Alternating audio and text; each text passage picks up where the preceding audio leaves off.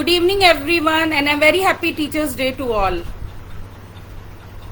Thank you, Shaminaz. A very, very happy Teachers' Day to all of you present here. And as we all know, it's a day of honor to show gratitude to all the educators and the teachers in our lives and in everybody's life, you can say. Because right from the birth, when a child is born, the first teacher of the child is the mother only, isn't it? So you have never been absent without teachers in your life. Teachers are there from the time of your birth till the time of your death. Someone, in some way or the other, is an educator, a guide, and a mentor to you. This particular day, 5th September, is a day which marks the birthday of the country's second president of India, Dr. Sarvapalli Radhakrishnan. And that is a name which we all take with respect because we all celebrate our birthdays, but we celebrate the birthday of Dr. Radhakrishnan with pride and honor. And this is an honor, a day to recognize and celebrate each and every educator. It is also a celebration of Dr. Sarvapalli Radhakrishnan's birth anniversary, and he was the vice president, the first vice president of India as well as the second president of India. And more than that, more than the fame that he has achieved in his high positions, he was a teacher, a scholar and a philosopher par excellence. He was posthumously awarded Bharat Ratna, the country's highest civilian honor. And Teachers' Day is naturally a day which everybody looks up to. I think every teacher looks up to this particular day because naturally everybody wants the regard and the tribute that each student is willing to pay to the teachers. And at the same time, why across schools and higher educations this day is celebrated because everybody wants to pay tribute to Dr. Radhakrishnan, and many students in fact show their appreciation and gratitude to their teachers by giving them cards, gifts, baking cakes for them and dropping it at their doorsteps and organizing virtual sessions and organizing small cultural activities, as well as besides the cultural activities, some festivities also are there. And of course, those who find their teachers very dear, they will also send personalized cards with a note on it. Now, Pandit Jawaharlal Nehru was one of the closest friends throughout, had many great things to say about Dr. Radhakrishnan. He said that Dr. Radhakrishnan has served his countries in many capacities, but above all, he is a great teacher from whom all of us have learned much and will continue to learn. It is India's peculiar privilege to have a great philosopher, a great educationist, and a great humanist as her president. That in itself shows the kind of men we honor and respect. Sometimes teachers sit in their classes as students trying to relive the time when they themselves were students. We are at present teachers, but we are reminded of our own days and we are reminded of our own teachers, and we also want to pay gratitude to them. And about Dr. Sarvapalli Radhakrishnan, I can say he was born on September 5, 1888 in a middle-class family in the pilgrim town of Tirutani. His father, it is said, did not want his son to learn English. Instead, he wanted him to become a priest. Now, that was news to me when I learned this, that his father never wanted him to be a teacher or to learn English, but rather to become a priest. Now, these two professions, you can imagine, are very much in contradiction to each other. Of course, the priest is also a teacher, but he is more of a spiritual teacher rather than an educator. And about Dr. Radhakrishnan, however, the talents of the boy were so outstanding that he was sent to school at Tirupati and then Vellore. Later, he joined the Christian College Madras and studied philosophy. Drawn by accident into philosophy, Dr. Radhakrishnan, by his very confidence, concentration, and strong convictions, went to become a great philosopher. And about him, about Sarvapalli Radhakrishnan, he was an evocative teacher, exceedingly popular among his students right from his early days as a professor at Presidency College, Madras. He was offered the professorship in Calcutta University when he was less than 30 years old. You can imagine a man less than 30 years old gaining professorship, and here we keep striving to become professors in our lives. And he served as Vice Chancellor of Andhra University from 1931 to 1936. In 1939, he was appointed the Vice Chancellor of Banaras Hindu University. About Dr. Sarvapalli Radhakrishna, 2 years later, he took over the Sir Sayaji Rao's chair of Indian culture and civilization in Banaras. In 1952, Dr. Radhakrishnan was chosen to be the Vice President of the Republic of India, and in 1962 he was made the head of the state for 5 years. Teachers' Day's importance. Now, if we talk of Teachers' Day, every year Teacher Day is celebrated on 5th September with great pomp and show. This is the birth anniversary of Dr. Radhakrishnan, and he is dedicated to appreciating the efforts and services of teachers. One of his students, and none of his students in fact, can thank their teachers for guiding them to taste the success of life. And therefore it becomes incumbent upon each student, in fact the responsibility of every student, to thank and shower gratitude on this special occasion. Relation between a teacher and a student, as you would say, is the most important relationship, and as every year the day to wish teachers is coming and is at your door on 5th September, because it is an occasion to remember teachers and applaud their contribution towards overall development of the student. And one last thing that is very important on this particular occasion is that it always gives a smile to the teachers, on the faces of the teachers. Now we all know very well, we all have learned the saying, and in fact each student tends to recite that Guru Govind do khade kako lago paye, balihari Guru aapne Govind diyo bataye. Now teacher is like a candle that burns to give light to the students, because this light is what helps the students to provide contribution or bring success in their very lives, and also to make contributions for the success of the society in life also. And of course, this occasion is celebrated in multifarious ways. You can say each college makes programs in order to celebrate this particular day, and that is the most important part of this particular day. And I would like to recite a poem on this particular day, Just a Teacher. I heard you say the other day, oh, you are just a teacher anyway. You laugh and play your day away. You are free at 3. Have your summers off. You snicker softly and even scoffed.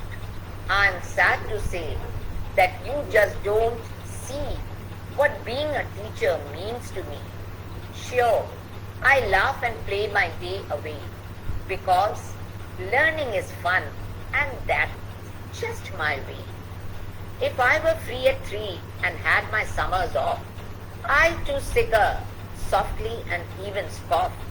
Unfortunately, my paycheck does, but I do not. But you see, good sir, ma'am, madam or miss, being just a teacher is much more than this. I just teach your child to read and write, to just explore and question, to just think and be bright. I just dry their tears when they are having a bad day. I am just there for them in each and every way. Your most precious asset just deserves a lot, and being a teacher, I am not.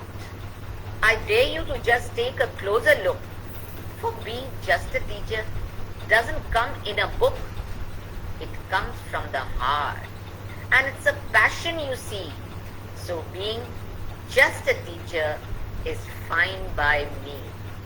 Thank you so much for hearing me, and I was really inspired by this poem, because I mean, you can just say, even an ordinary teacher, what I would like to say, that even an ordinary teacher who is teaching in the, you can say, in a village, just taking up a few students with him, and in fact, he doesn't even have a classroom, he doesn't have a board to write upon, and he doesn't have pen and pencil there to give to the teachers, he does not even have books.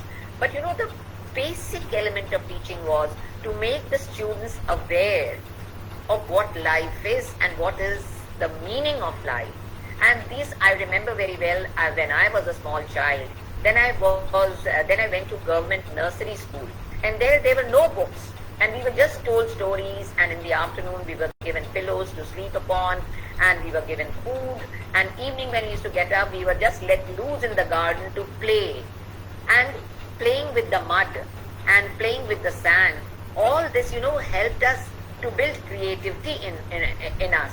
And in fact, that is the most important thing. While in today's world, in the present scenario, every student is confined to the homes and is confined to their laptops and confined to their mobiles, and they are trying to seek knowledge from these technical equipments, I would say, because these are the equipments which with the Google Master, the Google has become more of a teacher rather than an aspect which is providing you information. Everybody looks upon Google as their teacher these days.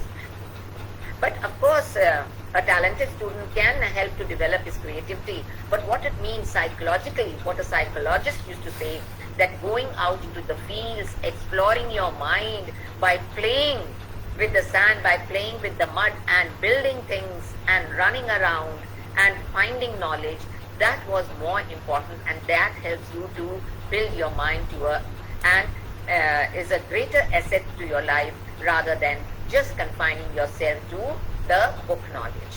So with these words, I would like to thank all of you, and at the same time, I would like to tell you that why we are here to celebrate this particular day of the Teachers' Day, because we are here particularly to review and pay a tribute to the great scholar of our time, Professor Panini, who was, you can say, multidimensional in linguistics, and we have not given him that proper honor which he deserves. So today in our, we have three panelists who are going to talk about this great scholar. Ma'am, Sanskrit scholar, not professor, he is a Rishi, Sanskrit scholar. Sorry, he's a Rishi, but a Sanskrit scholar. So, I mean, even if he's a Sanskrit scholar, but I mean, you can say he's a Rishi, but Rishi Sheminaz is no less than a scholar and no less than a professor. Of course, these are the designations, being a reader, being a doctor, being a professor.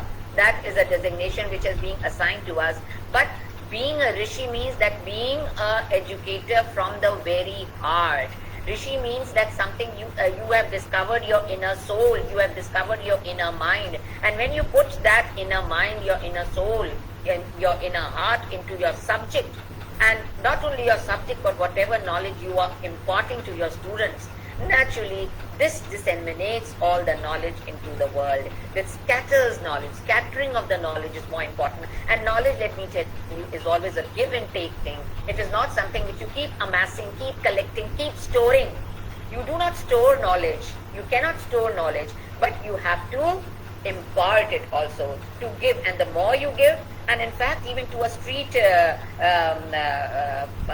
you can say a street playboy, or a street girl who is just out in the streets and just loitering around the place, and you say, well, this uneducated girl or this uneducated boy, what will he teach me? But you will be surprised if you come in contact with them and if you talk to them. They know certain skills which we do not know, and we are in fact inspired and taken aback by their knowledge. And then we realize that, well, this was a field I never went into, and this was the knowledge I never discovered.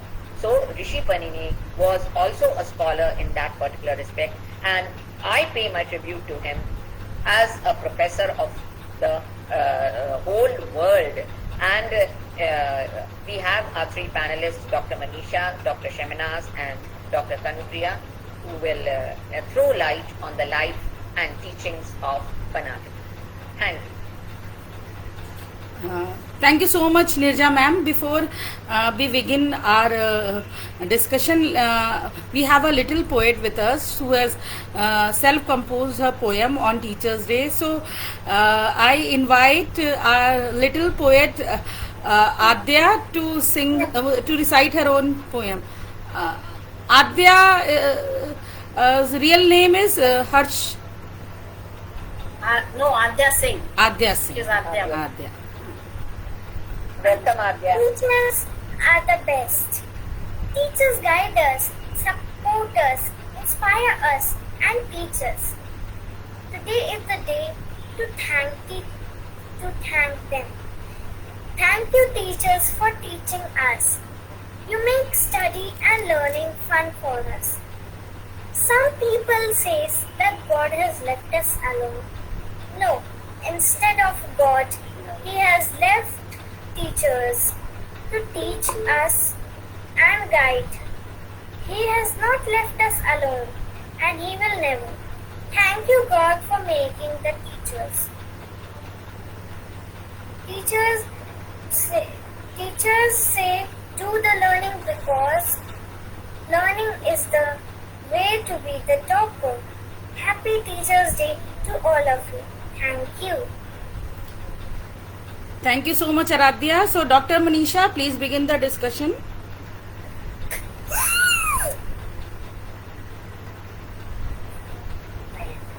Thank you, and a very happy Teachers' Day to all of you, first of all.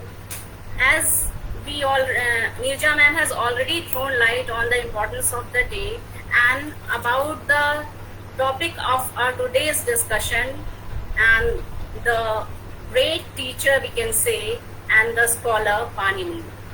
So, although we know or we have heard, we just know the name of the Panini, who is the great grammarian, and not much is known about his life. So, we all decided that we should bring to the forefront, to the surface, whatever knowledge we have, and we will try to highlight all the main things which our little knowledge we have with it. So Panini lived, we can say, nothing is much sure about his lifetime because no written or other evidences are available, but guesses have been made. So nothing definite is known about when he lived, not even in which century he lived. It has been dated between 7th or 6th or 4th. So it is a confusion, still it is a confusion in which century he belonged to. So it is said that he lived in Salatura in ancient Gandhara in the northwest Indian subcontinent during the Mahajanapada era. The name Panini is a patronymic meaning descendant of Panini. His full name was Dakshiputra Panini, according to the verses 175 and 251:12 of Atanti's Mahabhashya, with the first part suggesting his mother's name. His mother's name, according to this Dakshiputra Panini, is Dakshi is his mother's name. So, von Neugebauer, based on numismatic arguments and Fogg, based on his Indic script studies, placed him in the mid-4th century BC. Others use internal evidence and textual evidence in ancient texts, Indian texts, to date him in the 6th or 5th century BC. While Bott mentions the 7th to 5th century BC, George Cardona, in his authoritative survey and review of Panini-related studies, states that available evidence strongly supports a dating no later between 400 to 350 BC, while earlier dating depends on interpretation and is not probative. According to Bott, Panini's grammar defines classical Sanskrit. So Panini is chronologically placed in the later period of the Vedic period. According to ABK, the Sanskrit text the most matches the language described by Panini is the Athreya Brahmana, and the time period is 8th to 6th century BC. According to Scarf, his proximity to the Vedic language, as found in the Upanishads and Vedic Sutras, suggests the 5th or maybe 6th century BC. Now, based on the numismatics findings, von Huber and Fogg place Panini in the mid 4th century BC. Panini in Srupya mentions a specific coin which was introduced in India in the 4th century BC. According to Gobble, the date of 350 BC for Panini is thus based on concrete evidence which till now has not been refuted. According to Bronkhorst, there is no reason to doubt the validity of Von Huber's and Fox's arguments, setting the terminus post square for the date of Panini at 350 BC or the decades thereafter. According to Bronkhorst, thanks to the work carried out by Huber and Fogg, we now know that Panini lived in all probability far closer in time to the period of Ashoka than had hitherto been thought. According to Fox's reasoning, Panini must have lived during the tenure following 350 BC, that is just before or contemporaneously with the invasion of Alexander of Macedonia. Cardona mentions two major pieces of internal evidence for the dating of Panini. The occurrence of the word Yavanani, referring to a writing, cuneiform writing or to Greek writing, suggests a date for Panini after Alexander the Great. I do not reject this possibility, arguing that Yavani may also refer to the Yavana woman and that Indians had contacts with the Greek world before Alexander's conquest. Sutra of Panini mentions Kumaramana, derived from Smarana, which refers to the female renunciates Buddhist nuns, implying that Panini should be placed after Gautam Buddha. K.D. Patrick argued that Kumara Ramana could also refer to a Jain nun, meaning that Panini is not necessarily to be placed after the Buddha. It is not certain whether Panini used writing for the composition of his work. Some people believe in this. So Panini cites at least 10 grammarians. We'll come to it a bit later. Before we continue, I would like to tell you that what the word Panini means.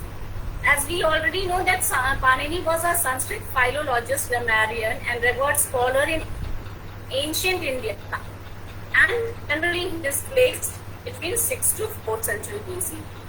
So, since the discovery and publication of his work by European scholars in the 19th century, Panini has been considered the first descriptive linguist and even labeled as the father of the linguists.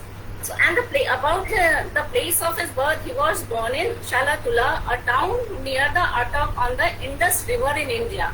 Now it is in Pakistan, present-day Pakistan it is. Sindh.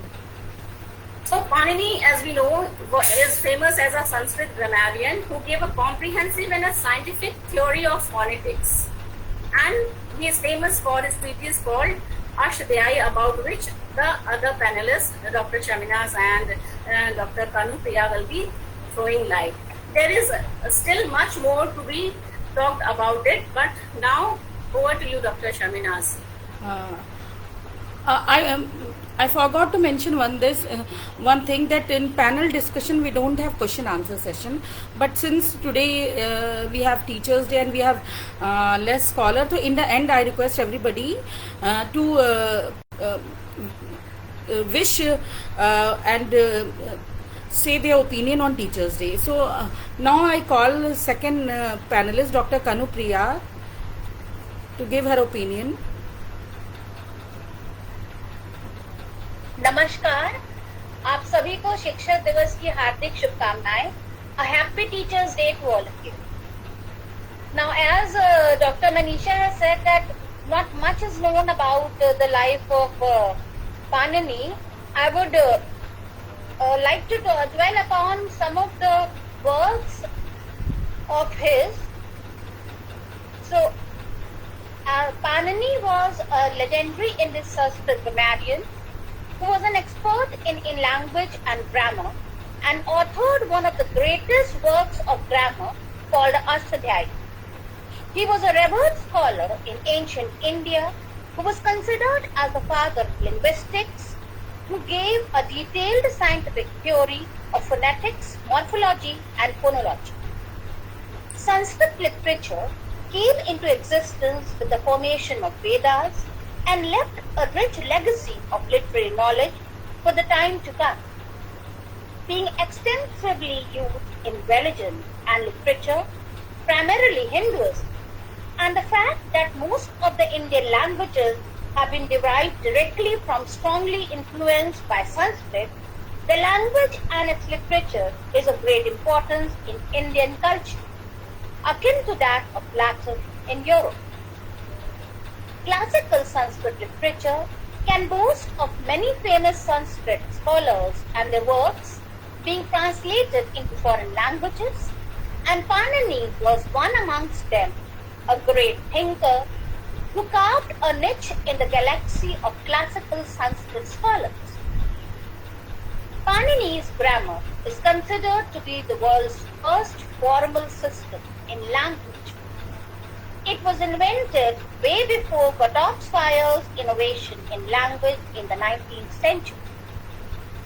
Panini is known for his Sanskrit grammar, particularly for his formulation of the 3,959 rules of Sanskrit, morphology, syntax, and semantics in the grammar, known as Ashtadhyayi, the first functional text of the grammarian branch of the Vedanga, the auxiliary scholarly disciplines of Vedic religion.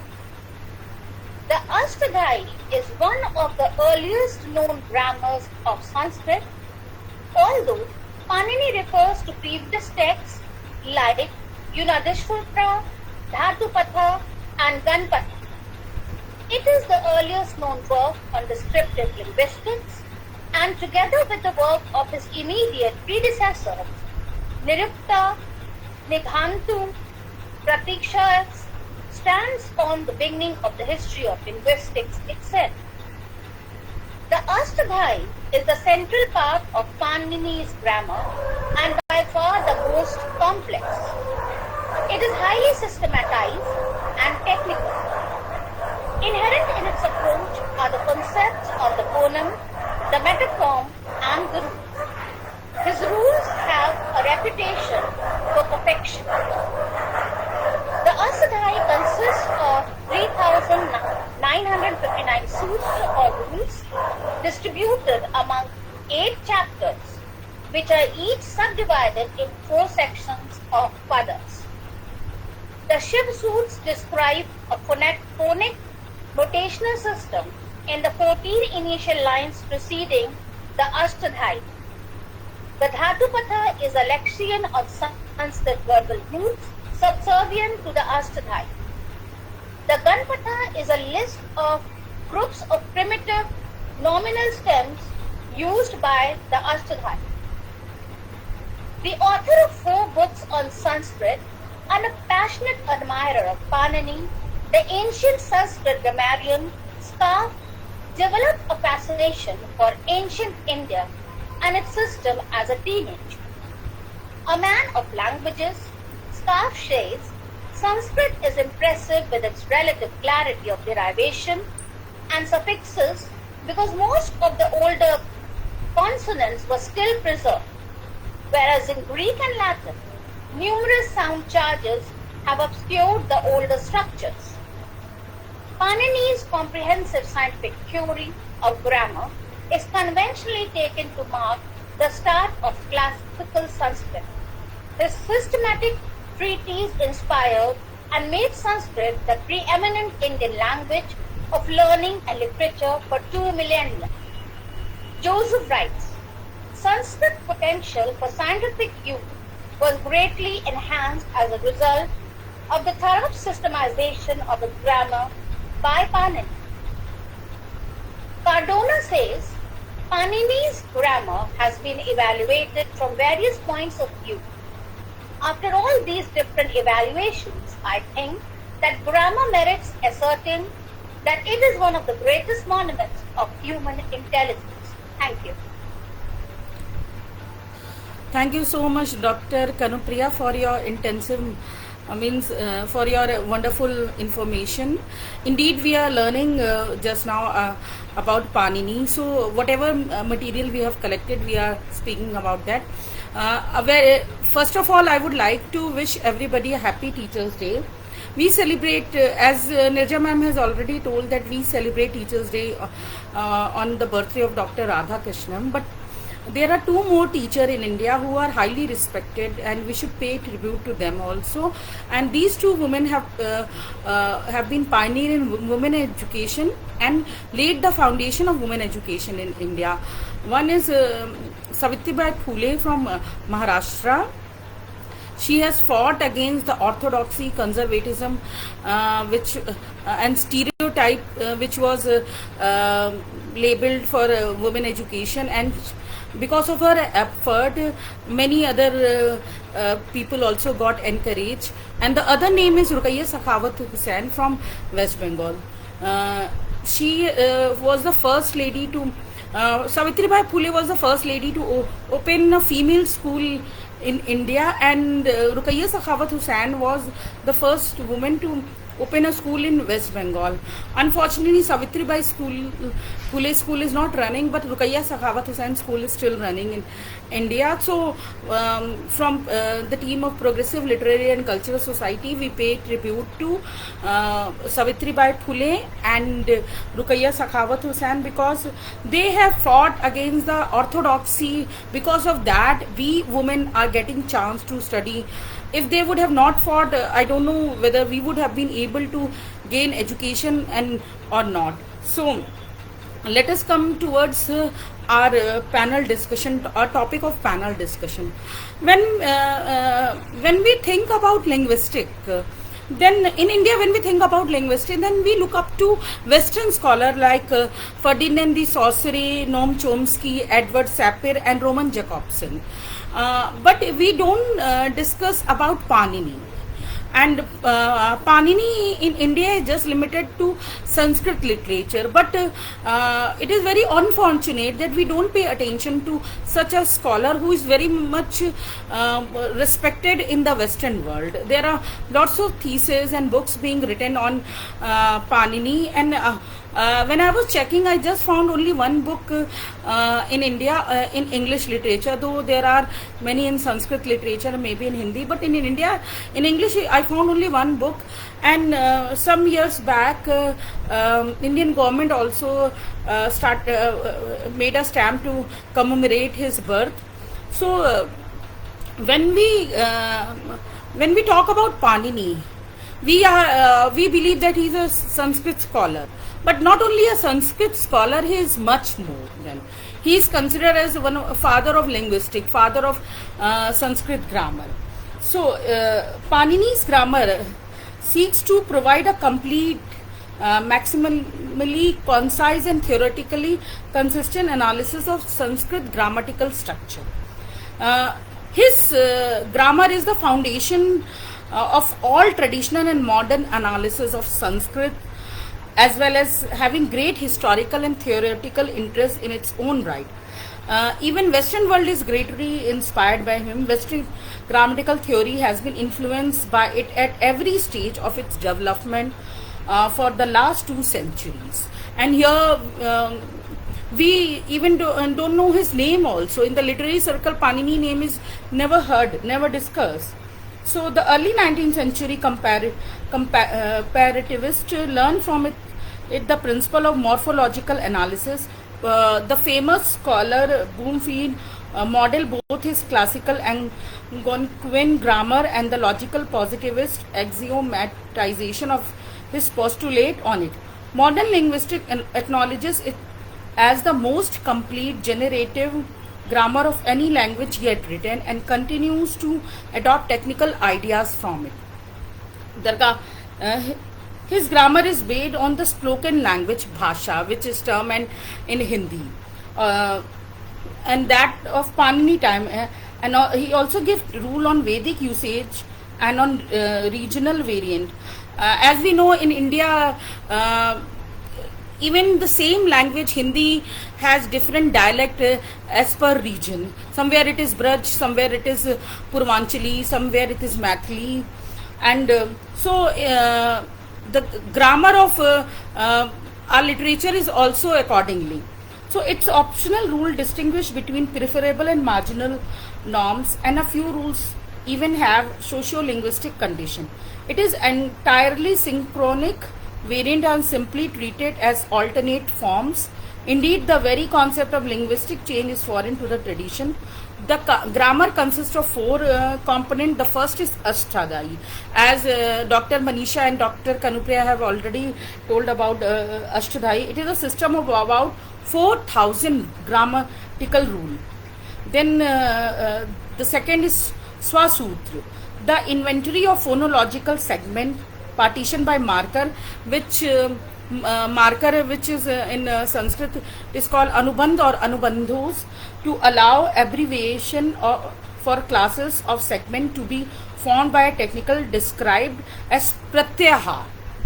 And then the third is Dhatupad, a list of about 2,000 verbal roots which subclassification and diacritic marker encoding their morphological and syntactic properties. Then the fourth is Ganapad, an inventory of classic of lexical item idiosyncratically subject to various rules.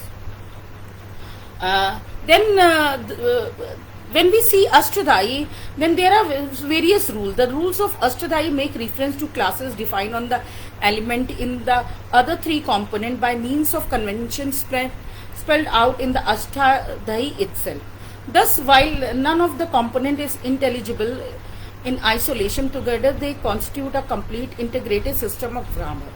There are also various verifical adjunct to the system. The most important of these are Unadi Sutra, which extend the Paninian technique to analyze unproductive and irregular form derivative from roots. Though mentioned in a few rules of Ashtadhyayi, many of the words they derive are treated in underived there, and they are probably post-Paninian, at least in their present form. Then when we come to Indian grammatical tradition, we see the science of language in India probably has its ultimate intellectual root in the richly developed science of ritual. The Sutra style of analysis and some of the technical concept of grammatical description originated in the method developed for codifying complex Vedic sacrifices. On a philosophical level, ritual is probably also the origin of a leading idea behind grammar as well as other disciplines such as yoga in ancient India, that human activities, even though normally carried out in an unconscious or unself-conscious way, can be analyzed by explicit rule systems, and performing those activities in awareness of the rule that governs them bring religious merit. The predecessor of Panini's grammar and its compositional history are largely unknown. As Dr. Manisha has already told that because not much work is also done. If there would have been more work, then we would have known more about Panini. The Ashtadhyayi itself cites a number of earlier grammarians whose work has not survived. It has been suggested that its first redaction deal with roots, derivation and inflection, and that rule for compound and denominal, which is called a tathadita formation, were incorporated into it later from another sources. The early grammatical tradition appear to have had ties to the editorial activities which led to the standardization of Vedic text, and the technique of grammatical analysis probably involved from related but less sophisticated method like those used in Pratisakhyas, treatises that give the phonological rules relating the word by word, which in Sanskrit is called pad apad, version of Vedic works to their connected text Samhita. These works share the goal of providing expletives and general rule for linguistic regularities. but they do not deal with morphology and syntax and are confined to accounting for the data in a single Vedic text. By dealing with all levels of structure and not being bound to a particular corpus, Panini's grammar attained an incomparably greater depth of analysis and does justice to the unbounded nature of language. The text of Ashtadhyayi is rather accurately preserved. It came quite early to be regarded as canonical, and probably only relatively minor changes were later marked in its wording. The problem lies in its interpretation. Because when we translate from one language to other, there are certain meanings or certain sentences which changes. Even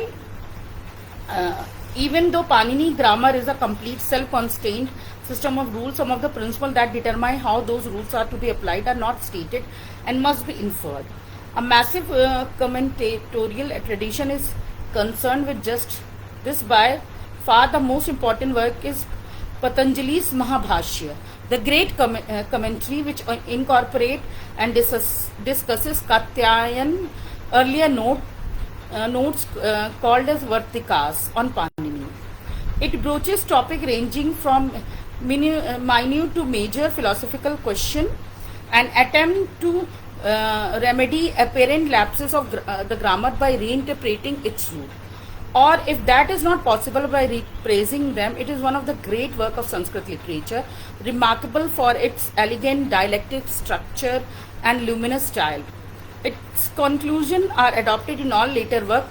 Panini, Katyayan and Patanjali are referred to as the three sages and considered authoritative by their later grammarians. Hence, we see that these Indian scholars, though belong to much 2-3 centuries back, but their work is so profound, so unique, and that they are still respected, and they have a great influence in the Western literature as well. So it is, as an Indian, I believe it is our duty to preserve these milestone and preserve milestone in terms of books, or we should try to read about them, we should try to interpret them, because these are mostly available in Sanskrit and Hindi, so and not much thing is available in the English as a language. So I request all the scholars of India to please read them in Sanskrit and Hindi and try to interpret them in English, so that it can read wider audience. And we should write, as a scholar, we should write research paper and other thing related with it. And we at PLCS have attempted to work in this very short span of time. So if we have made any mistake, please forgive us. We just tried to give tribute to one of the legend, one of the milestone of linguistic, and we'll try to work more on him as well as other scholar. So may I request other scholars who are connected with us to give their views on Teachers' Day, give their wishes on Teachers' Day. Dr. Shahnaz ma'am Khan. By the time, I just want to add one thing. Yes, ma'am. Everybody, I wish you a very, very happy Teachers' Day. My blessings to all the young and energetic scholars, and my respect for all the elders, and Jamam, and all the elders who are present today on this platform.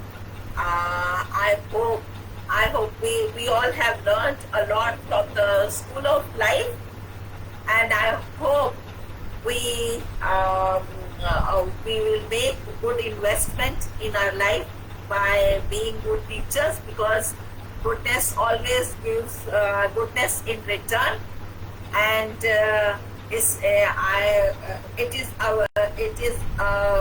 you can say two-way traffic, process of give and take, and I hope we impart good knowledge, so that we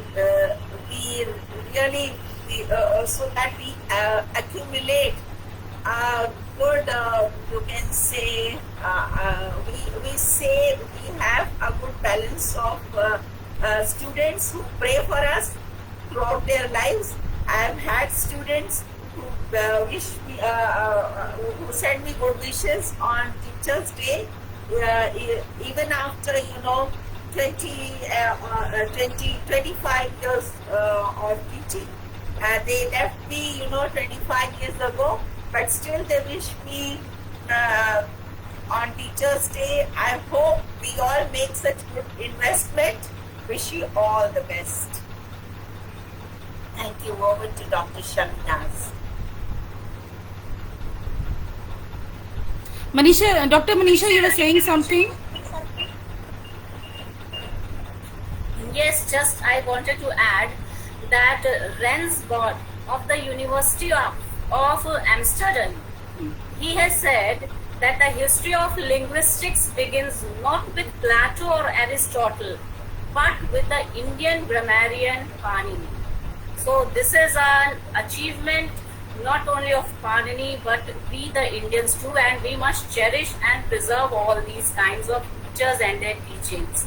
This is the, you can say, we want from the platform of PLCS, this is the main thing which we want to tell to the Indians and spread throughout the world, that we have been rich and still we are trying to be rich in all the fields of whatever the field is, teaching, learning, or in whatever the profession is. As we know that if there were no teachers, all other professions would not exist. So once again, a very happy Teachers' Day to all of you. Let's do our duty with all our dedication. Thank you so much. Dr. Manisha, I would also add one thing, that as a I heard Rishi Panini name in my childhood in some Hindi storybook, but as a elder, last year I came upon a thesis which was by a Western scholar on Pani.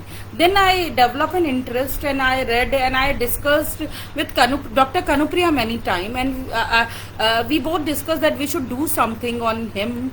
And when Dr. Manisha, you gave me the idea that let us give tribute to our forgotten teacher, then I thought to give tribute to Panini first, because he is the first linguistic scholar. So in the Western world people are working, but unfortunately I did not see much work in India in terms of English. So Dr. Ruchi, would you like to give any Dr. Ruchi, would you like to give any message to your students or on Teachers' Day? Yes, definitely, Shaminaz. So, good evening, one and all. First of all, I would like to congratulate Shaminaz that you have just selected this wonderful topic. Yes, I have also learned a lot about Panini, who was the first linguist. And so far as today's occasion is concerned, the Teachers' Day, this is really a wonderful day for all of us.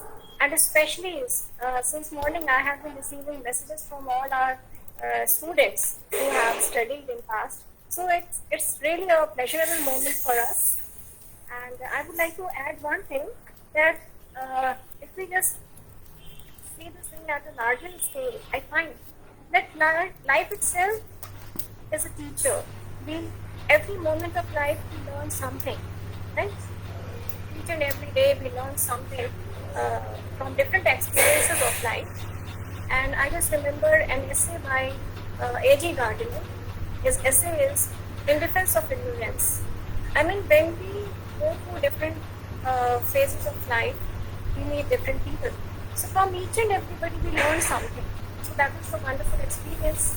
And then we find out how ignorant we are, right?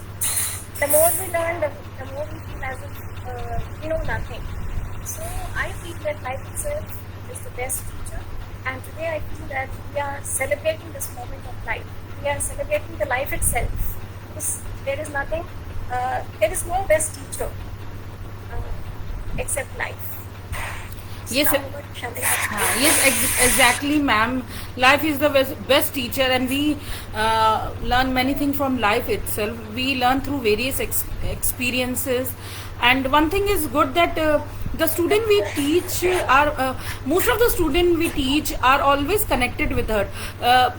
I just before this event began, I heard a call from a student who is in Hyderabad and whom I have taught in 2004-5. So, and through WhatsApp, through social networking site, through various things, we receive message from students all over the world who are in all over India and different places, because we have been teaching from a long time. To it gives immense pleasure that student when student remembers you. So today we have a scholar with us. Dania, would you like to give message on Teachers Day? Yes, ma'am. Good evening. Good evening, everyone.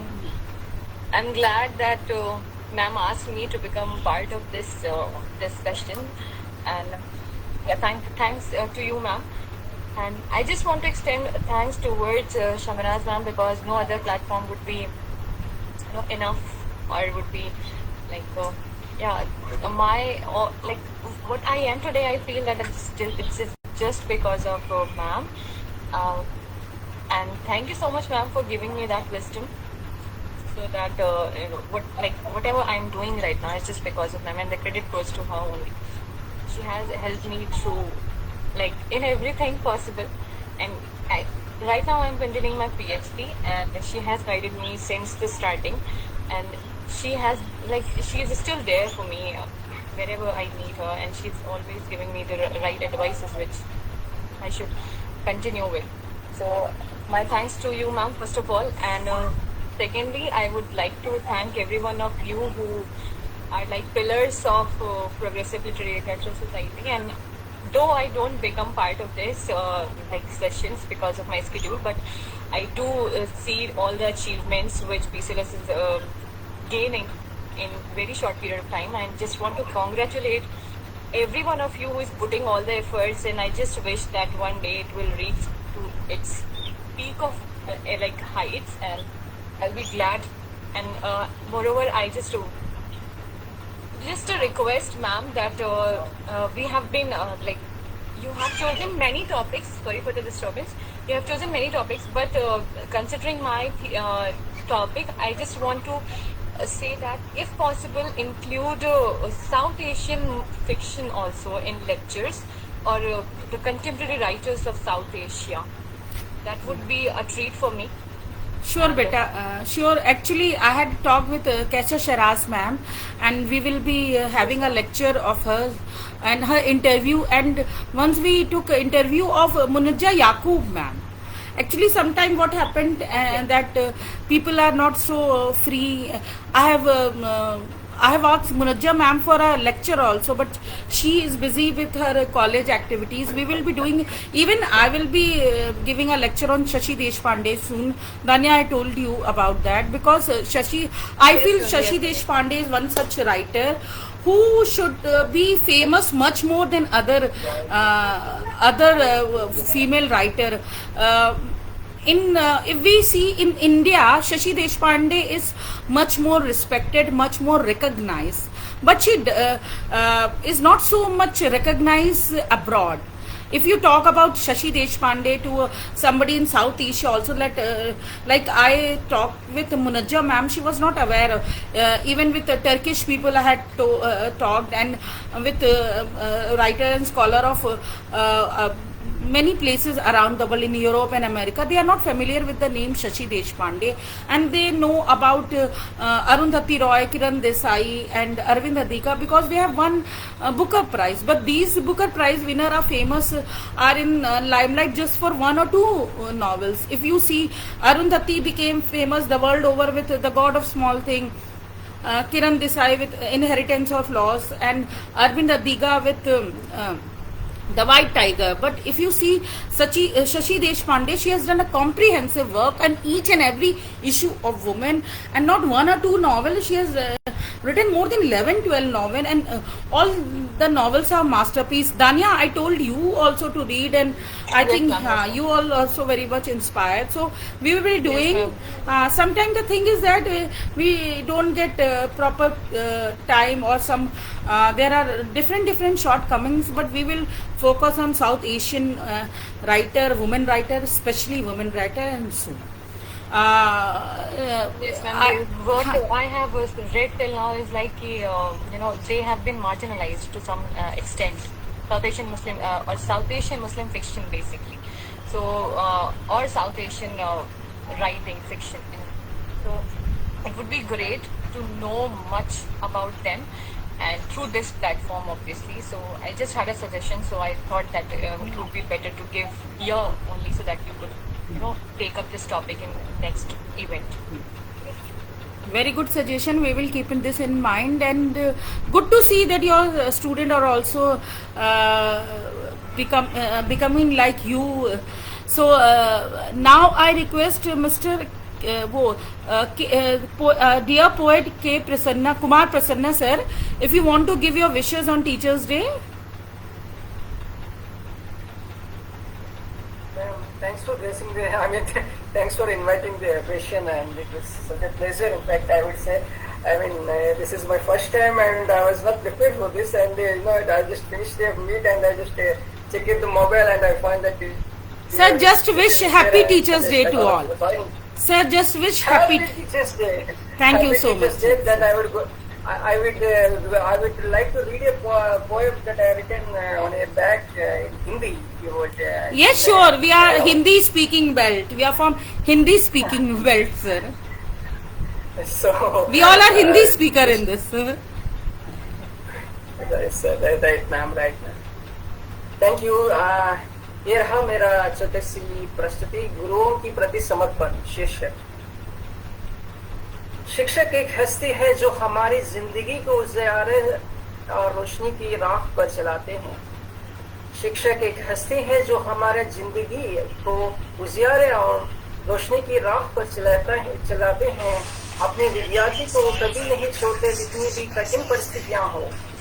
गुरु एक मिसाल बनकर अपने विद्यार्थियों का मनोबल बढ़ाने की हर पल कोशिश करते हैं। अपने मनोबल बढ़ाने की हर पल कोशिश करते हैं। जो राह से भटके बच्चों का उद्धार कर अंधकार के प्रभाव से बचाए, वही गुरु या शिक्षक कहलाने की लायक और वही सच्चे गुरु का मतलब होता है। गुरु कभी प्रतिफल की आशा नहीं करते। गुरु कभी प्रतिफल की आशा नहीं करते। यदि वो करते तो कभी आदर्श शिक्षक कहलाने की पात्र नहीं बनते।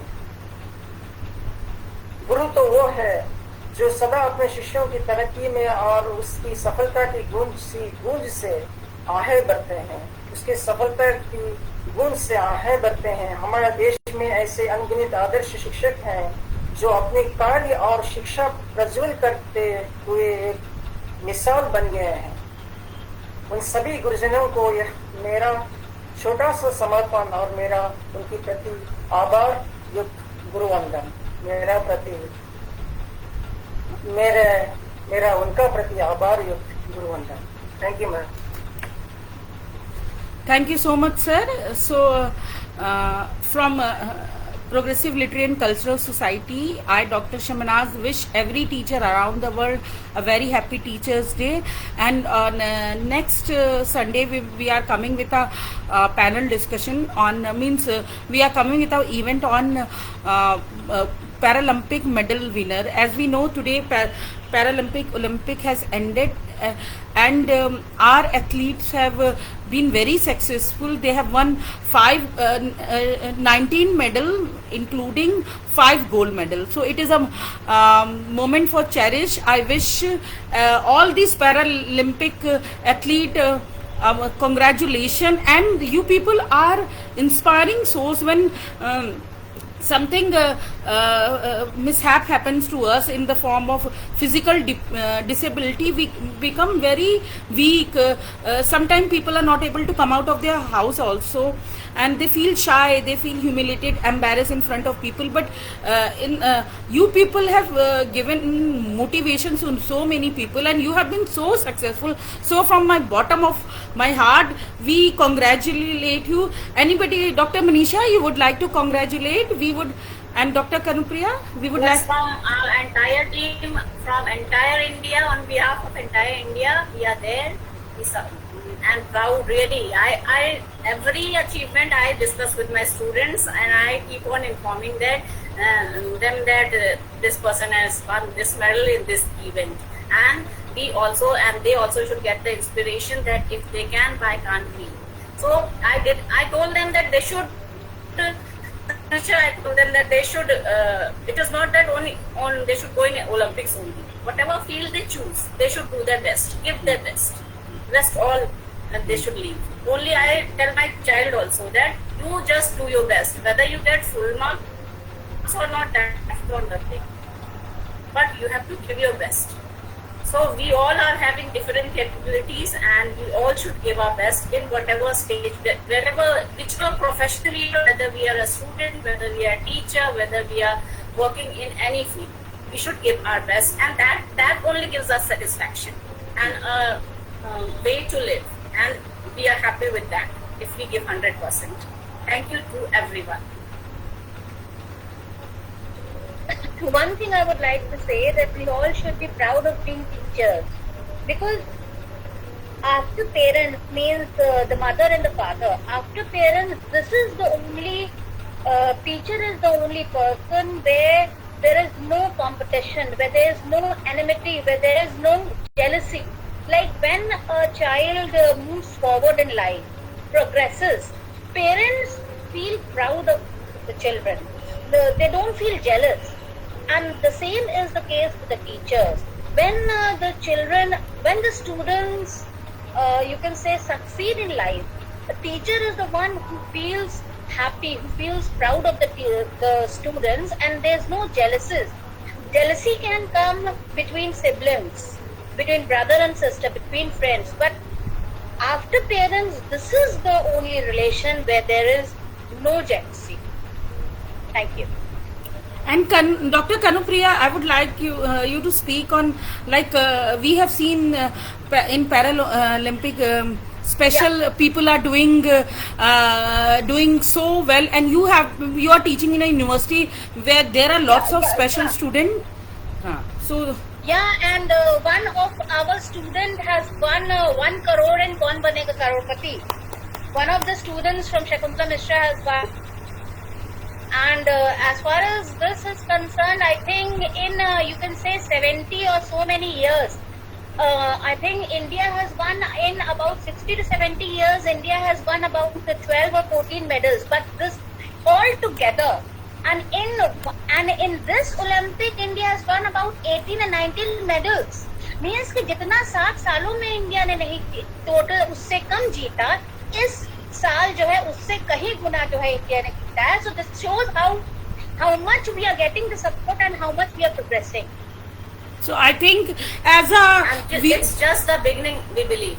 And I think as a viewer, it is also our duty to highlight these athletes, highlight sports star who are playing other games, barring cricket, because we make cricket star as God, and we neglect players or athlete, sports star of other games. So it is also our duty to make them heroes, because if we make them heroes, then they will get sponsor, they will be highlighted and they will get sponsor, then they will get motivated. So once again, congratulations to all the Paralympic athletes from Progressive Literary and Cultural Society.